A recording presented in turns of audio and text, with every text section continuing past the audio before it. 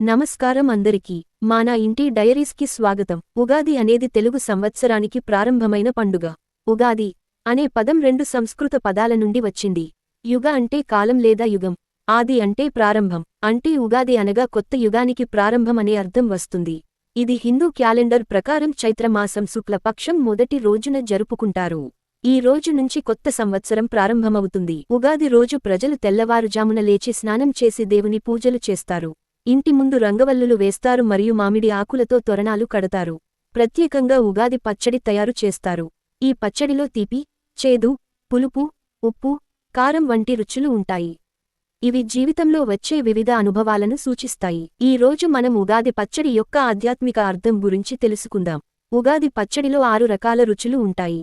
వీటిని షడ్రుచులు అంటారు. తీపి, పులుపు, కారం, ఉప్పు, వగరు, చేదు. ఈ 6 రుచులు మన జీవితాన్ని సూచిస్తాయి.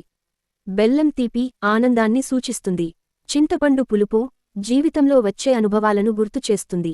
వేపపూత చేదు, కష్టాలను సూచిస్తుంది. కారం, ఉత్సాహం, కోపం వంటి భావాలను సూచిస్తుంది. మామిడి, కొత్త ఆశలు, అవకాశాలను సూచిస్తుంది. ఉప్పు, జీవితంలో సమతుల్యతను సూచిస్తుంది. అంటే మన జీవితంలో సుఖాలు, దుఃఖాలు రెండూ ఉంటాయి. వాటిని సమానంగా స్వీకరించి ముందుకు సాగాలని ఉగాది పచ్చడి మనకు చెప్పే సందేశం. అందరికీ ఉగాది శుభాకాంక్షలు.